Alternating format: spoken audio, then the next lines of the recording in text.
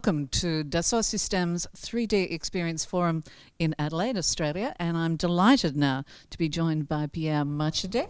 Yes. I tried. The Vice President of Innovation and Strategy and Business Transformation. So, Pierre, thank you so much for joining me. I wanted to ask you, I know that you sat in on the Space Roundtable. Tell me about the discussions around space and digital transformation. How does it all fit together? So, first of all, I think that for many people, space is quite interesting because it's the ultimate innovation place, in a way. And I think that many people dream about space. You know, it can be space when you look at Earth, in order to know a little bit more about this little planet. And also when you look at deep space programs, you know, to go on the moon again, and to go to Mars and wherever. I think that many people dream about that. And that's interesting because I do think that for, let's say, mainly our customers and partners, they do dream. And, you know, I think that ultimately the fool is not the one who is dreaming, but the fool is the one who stopped dreaming. And the good point is with Dassault System tools and solutions, a lot of people do have the opportunity to, say, to make the dream come true. First of all, if I have a dream, I can show you my dream with 3D, with models, with a lot of things like that. So I think it's interesting to give this opportunity to Australian companies, small and medium enterprise, big enterprise, government, state, to be there. There is a bit of a, as you say, a romantic notion around space, but in reality, it would be the same approach that you would use across many other industries to some degree. Exactly. So it's always starting with, let's say, a concept, an idea, a dream. And then after that, you have to make people collaborate in order to have, let's say, the best skills, the best competencies. And to make this dream come true, you need engineers, you need marketers, you need communication people, you need everybody in order to make this dream come true. And all solutions are there in order to make people collaborate, to make, let's say, to help them to design their dream and make it happen. So based on the conversations that you've been privy to, what do you think will be some of the trends perhaps that we might see in either space exploration or space travel?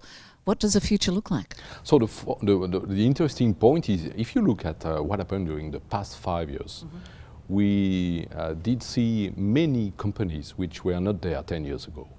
And they totally changed the game in the space industry. Look at, for example, Blue Origin, or if you look at Zero to Infinity or SpaceX, all these people, basically they changed the paradigm in space. It's no longer just NASA. No.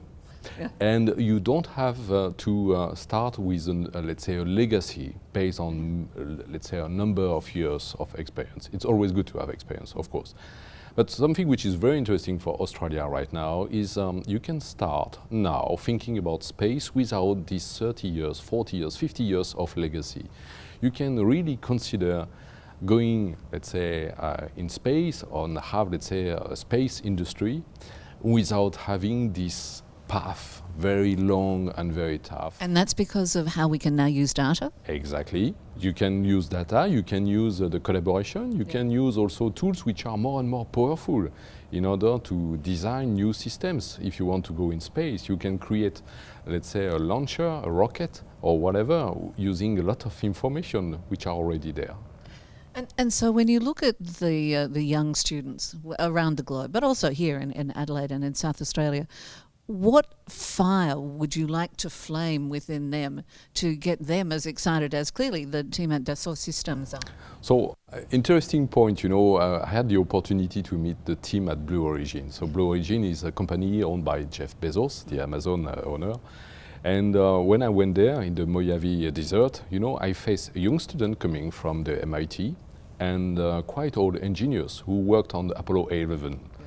So can you imagine let's say the shock of you know, the two generations? Indeed, yeah. And what was just amazing was the you know, this flame, this passion that they have. They have a dream. Some already did part of this dream, but they were dreaming again about going back to space. And the young ones said, okay, but let's change the paradigm. Let's make rocket that can, let's say, go back Earth, land, can be reusable, divide the price by 4, things like that. You know, they are sometimes more business oriented. And that's why, you know, we help them to think about I was about to say, is that part of the role for Dassault System to almost be a conduit to a new conversation between an old way of thinking and a new way of thinking? The fact is that we are a kind of catalyst, in a way, in order to show that dream is possible, first of all.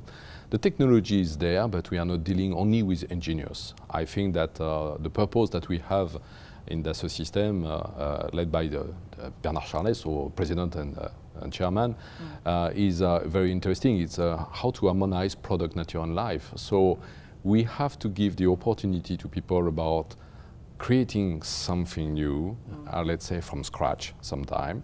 Let's say do not have the pressure coming from the legacy, from the history, and start something. And in order to create something, you have to test, you have to simulate. And why virtual worlds are very interesting is because in the virtual world, if something is wrong, you press the undo button, which is not the case in reality. Absolutely. We're very excited that the 3D Experience Forum is here in Adelaide and in Australia for the first time. How significant do you see that as a mark of Dassault System's faith in the Australian market? So honestly, we came, I think, 1 year ago with the team here, and we met amazing people. They are passionate about the potential development, and we discovered very smart people because they did quite well their homework. Just to say that having, let's say, faced an issue in the industry was not, let's say, a punishment in a way, but an opportunity. So when we came here, we discovered that, of course, there was let's say, a long history in industry, and especially with transportation and mobility, with the car industry here in Adelaide. Indeed, yeah. And then after that, some people can say, okay, so industry in Australia is not there anymore, but that's not the case. But I think that is also the platform that says you're ripe for transformation. The slate has been wiped clean. So that's why, you know, when we started, for example, the project with Virtual Shipyard, we face people who created this virtual shipyard program in order to be connected to the rest of the world. With the digital approach, you can be connected for, let's say, with whoever you want in the world. You know, the distance, you don't care about the distance anymore. You can be, let's say, connected with someone in Seattle, in Paris, in Moscow, in wherever you want. And you can be, let's say, basically my neighbor.